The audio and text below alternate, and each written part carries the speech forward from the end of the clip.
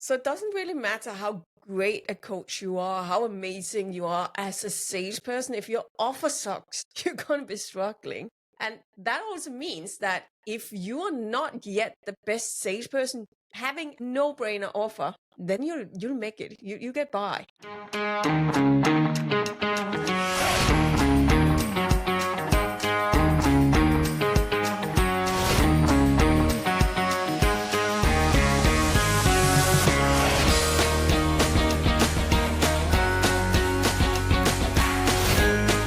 Today, we're going to do a deep dive into creating offers and really crafting those from the start. And just as you said in the beginning, you can be an amazing salesperson, but if you have a really poor offer, if you have a shitty offer, it's not going to sell.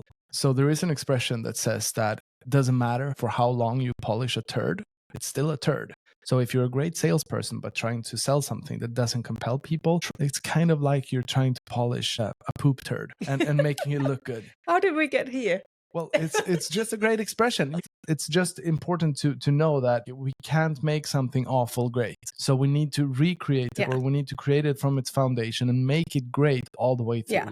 So what happens if you're not having a great offer? I think the most common thing I hear is that people say, well, this person on the sales call need to think about it. If you don't have a great offer, and people tend to say, let me just think about it. Yeah. And that's the kind of way of saying, I'm not ready to jump in and say, oh my God, yes, I need this. Yeah. So I need to think about it. That's what you'll probably hear at a sales call. Well, yeah. So either I need to think about it, or I need to talk to my partner, or can you send me some more information? All of that means one out of two things. Either they're not confident to make the decision on their own, or it's at the place of where they've been presented to the offer. It's overwhelming.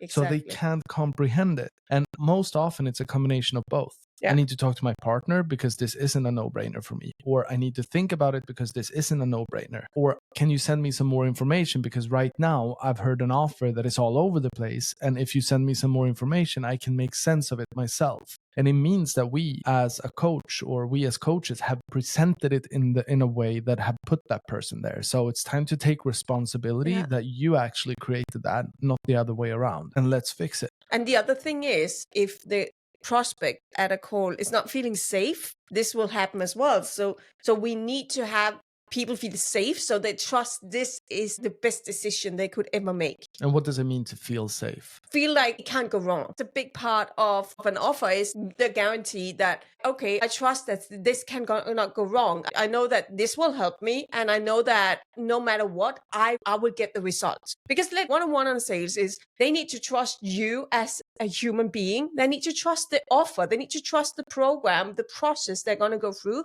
that is the best process they could ever get through. But they also need to trust themselves that they cannot fail going through your program. So it's a big part of how we structure the offer, that we need to have people feeling safe, help them to trust themselves. So what happens if we have a weak offer, especially if you're just starting out, doing less than 10K a month, and you're in that space where you're not haven't had clients enough, where you haven't done your program long time enough to really feel safe and trust your program and all of these things.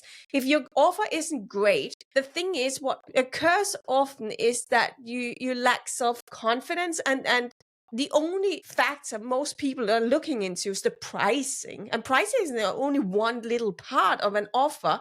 An offer is not just what is the price of your program. And I think a lot of people take that a little bit wrong, because if I ask them, so what is your offer? Well, it's this many sessions for this price. That is a very, very standard answer to that. And if that's the only thing I believe that's in my offer, what do I go to if I'm not certain enough about my program, my process, and my client results and all of that? Is that then I need to have a lower price point, because that's the thing that will change. I just need to have a lower price point, which means that in the end, these coaches get to working really hard for less money. Because the fact is that no matter what, if you're willing to set down your price, there's always someone out there who's willing to have an even lower price. And then you start competing about the lowest price point. If that is your belief, that is an offer. And then it's all about selling out lower and lower and lower price. And at the end, it's not worth it for you to even have a business as a coach. Like, you give coaching away for free and have a job on the side. Yeah, and fundamentally, it's also about the clients, right? Because there is no clearer statistics that says that the client is gonna get from the program or the process or the coaching what they're gonna give. So what they're prepared to give and invest in the process. And when I say invest, it's not just money, and it's literally a very small part of it is money. So if one person invests 500 euros, they're gonna be invested emotionally connected to that 500 euros. If the same person invests 5,000 euros, they're going to be invested according to them the value of 5,000 euros, and they're also going to step into the process with that kind of essence and that kind of motivation that it creates for them. And coolest things to realize is that the more your clients pay you, the better results they are going to get. Not because you suddenly became better, but because they got more invested. Which means that your clients will absolutely be willing to pay more if the offer is good enough. Yeah, absolutely. People are actually open to invest in coaching and moving forward and getting help to figure out what they really want to get out of life. Yeah, 100%. And the worst part, I believe, is that there's actually people out there who has horrible courses, who doesn't care about their clients, but they make more money because they're really good at marketing. They're good at putting together offers. So they just make more money. Yeah. And unfortunately, there are so many that are really good at marketing and sales, but they are really, really poor coaches, which means that it's not a magic trick. You still need to refine and become better as a coach.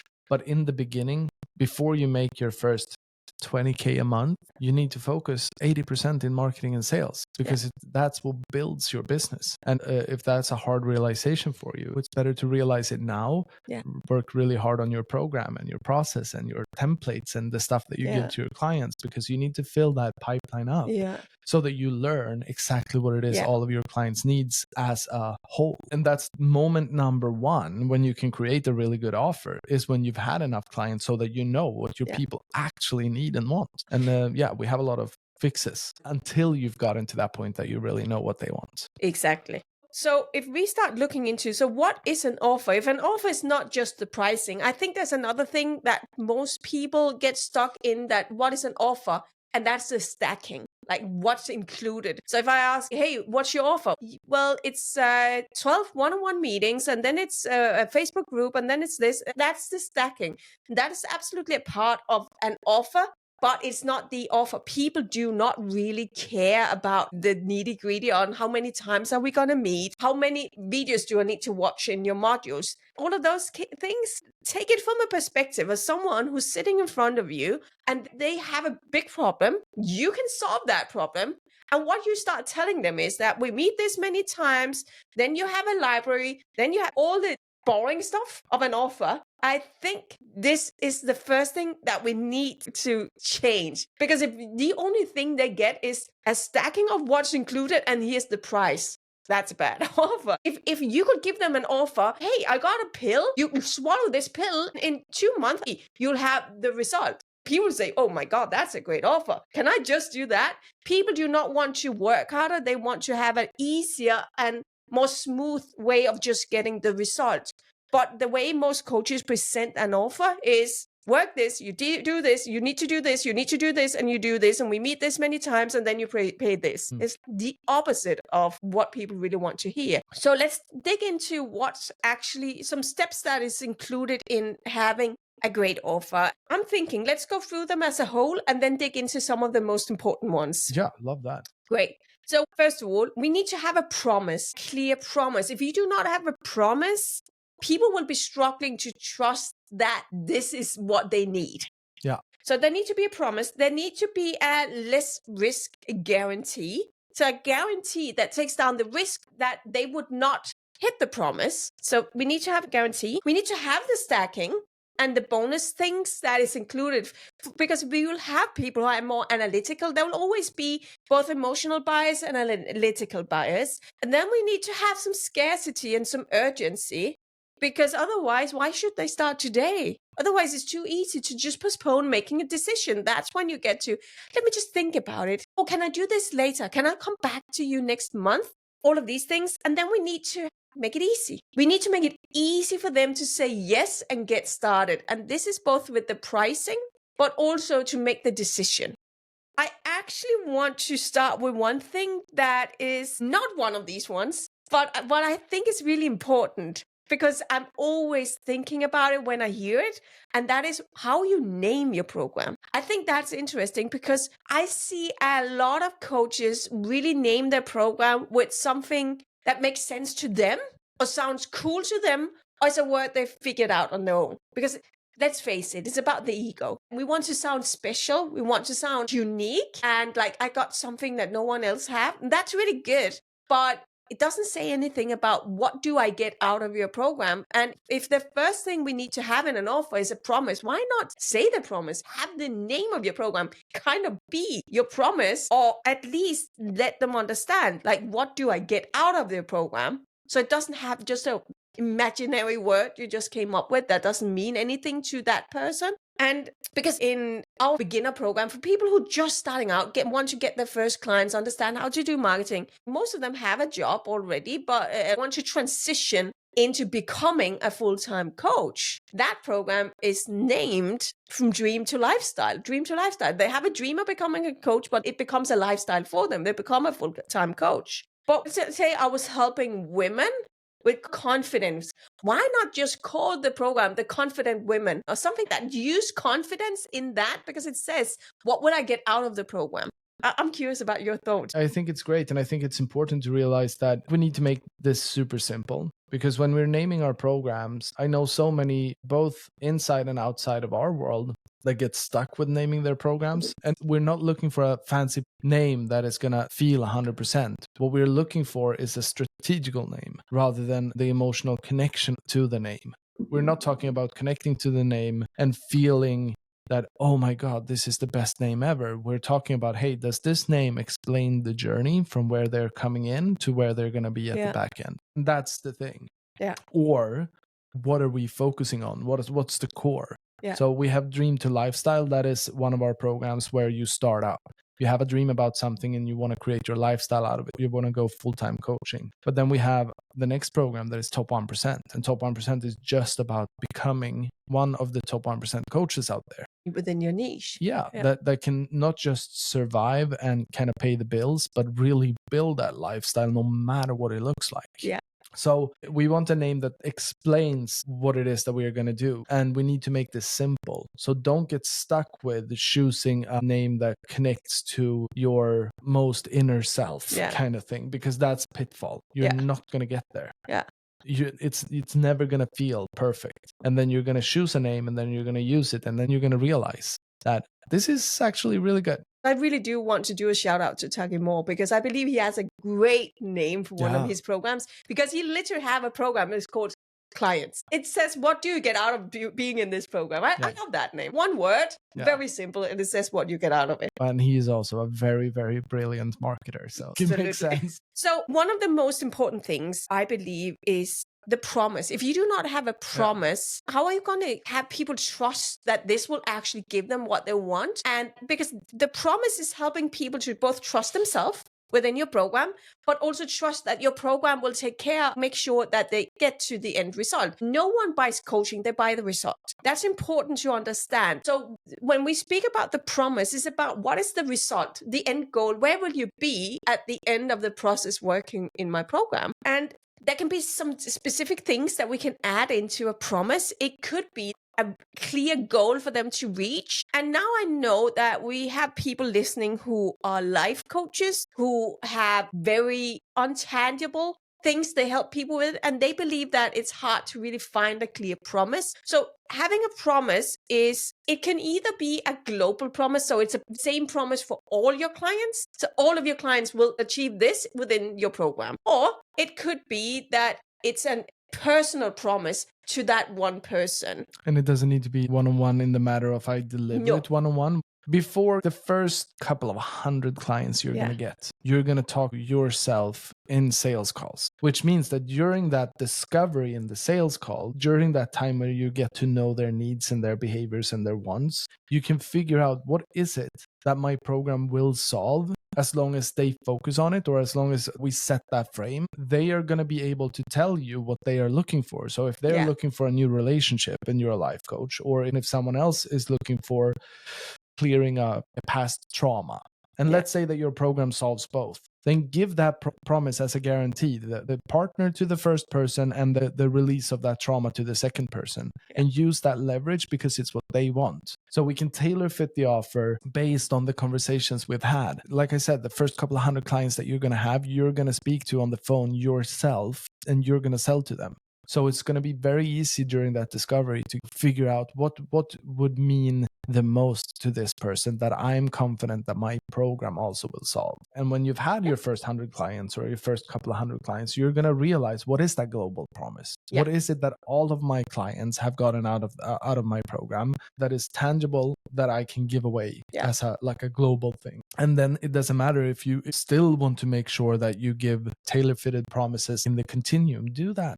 I mean, it doesn't make sense if you know that my program will solve this problem for them and your offer, it's not coded into your runestone of what is my offer, then make sure that you say that thing. Yeah. Because you know that it will be solved. Absolutely. Then another thing could be set a time frame. Like an idea of that is like lose 10 kilos in 10 weeks. Yeah. Or get 10 clients in the next 90 days. Yeah. Could also be a good promise to have. They need to be aspirational. So it needs to be something that they can see, oh my God, this is a step. And it could be that it's a small promise, like towards what they really want to get through. So the promise is that at least you get 10 clients. See, most of my clients get this result, but promise you, at least you'll have 10 clients in the next 90 days, or at least you will have lose kilos in the next how many time. So you can only use the time thing if the timing you set on it sounds like, oh, that's a good timing. That's better than what I would have expected.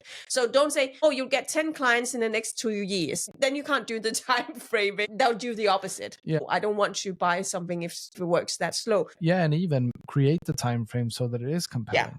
Because we do have the guarantee. And then we have backups. You have a money outcome guarantee, or if you have a number of clients or a number of kilograms, let them know that the time frame is 12 weeks or whatever it is, 3 months. Let them also know that, all human beings are different, which means that if it would be that you are not being able to succeed with this within the time frame, I'm going to work with you for free. Yeah, and now we're kind of working into guarantees, right? Because these are committed. These are going together. Yeah.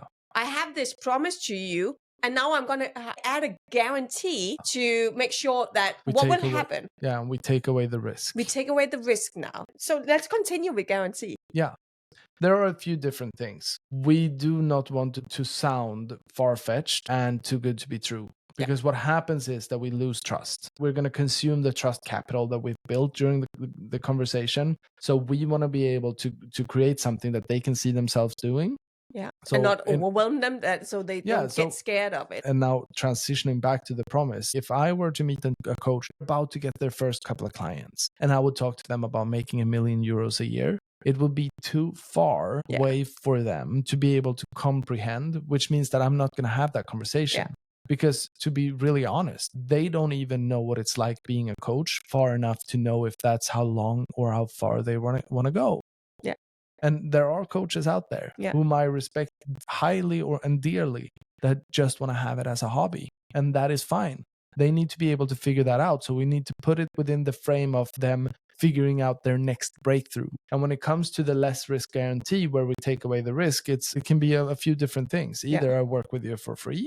If we don't reach it within the time frame, another one could be you'll get your money back. Yeah. So you apply yourself, you go in and you do all of it.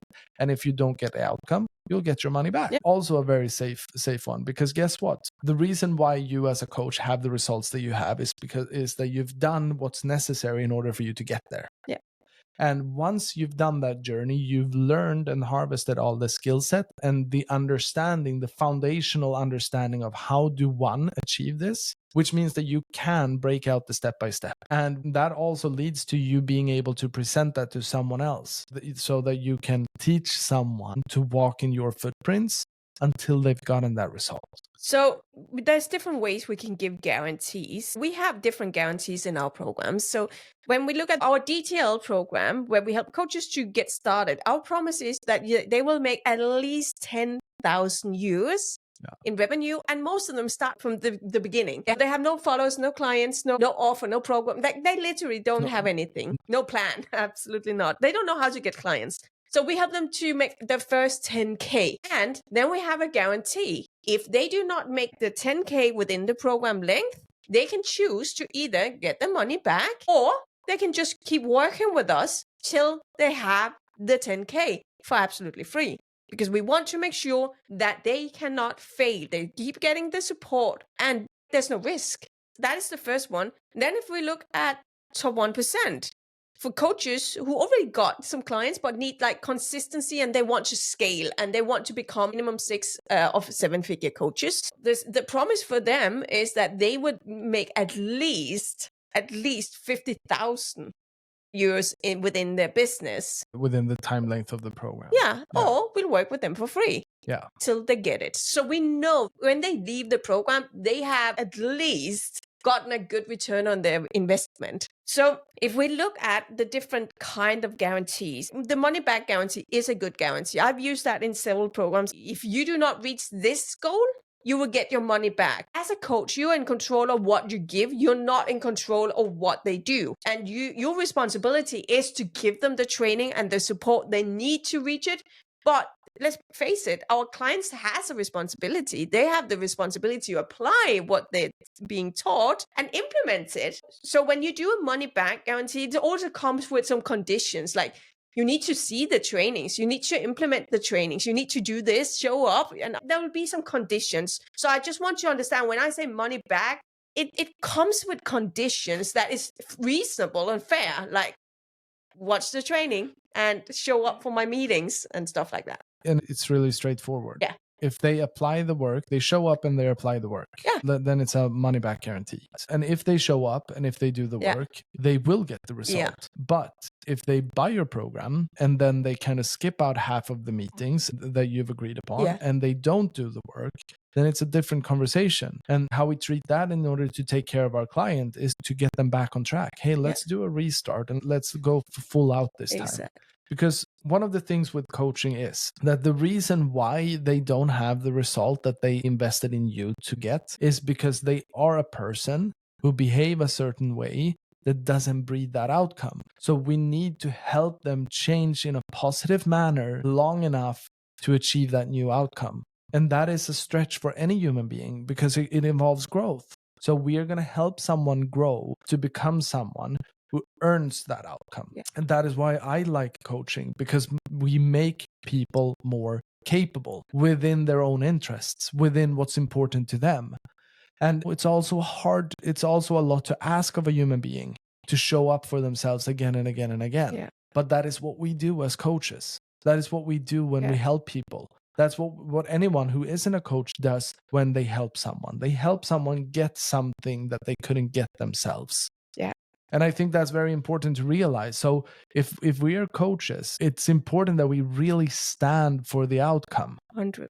In whatever situation. And I also believe that everyone who actually listens to us are coaches who care for people's results. Of course, and that is also why this might be an emotional conflict for them, because they feel that, but I don't want to condition my clients. Of course you want to condition your clients, because nothing in this life is free. I'm so sorry, but it just isn't. We need to work for the quality we want to create, and it's going to come with heartache, and whatever the price is, we're going to have to pay it. And let's face it, let's not talk about investing in a coach. Let's not talk about building a life that we really want to have. And let's just downsize it and make life super boring, according to me.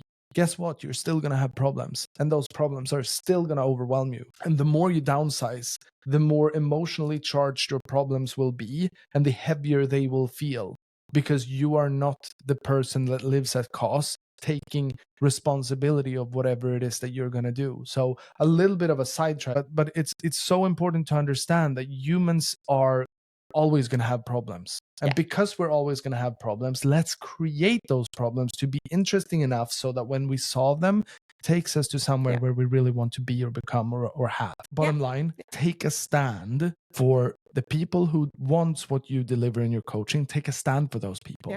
Care for them way more than just like, I'll be your coach. Care for them to a degree where you're going to fight for them and help them when it's hard. Keep them accountable. Yeah. keep them accountable and give them accountability. Yeah.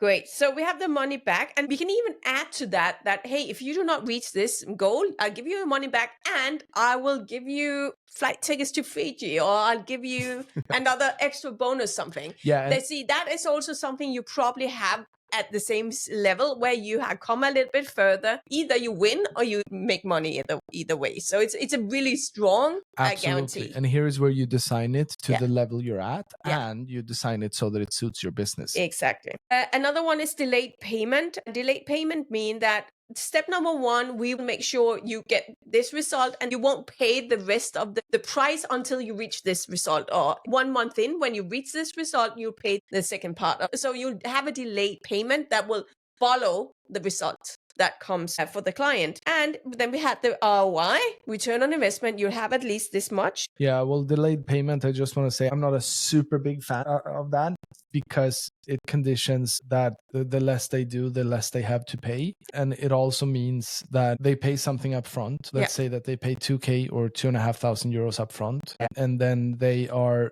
conditioned with either I do the things I need to do that feels really hard and then I pay more, or I just call it quitsy and I go hide in a dark cave somewhere, and I write off the 2.5K that I've already invested emotionally, because then that doesn't benefit them. So it's important, don't use it as your own kind of emotional escape, so that you don't have to hold people accountable or ask for their money.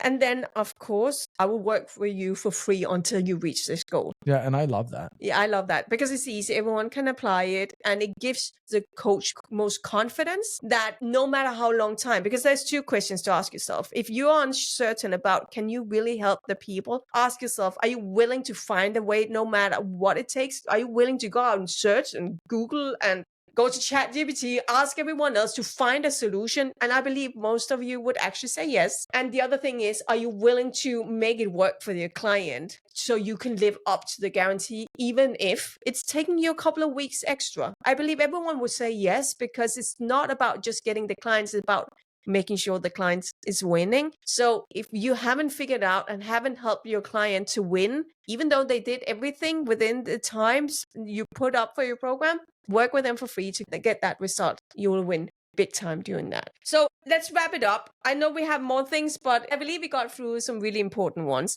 We do have a coaching offer playbook. If you want our coaching offer playbook, go scroll down and you find the link to this, so you can work on your complete offer. Yeah, and you can make it really, really great. Make sure you subscribe so you get the next episode. Follow us on Instagram, and we'll see you in the next episode.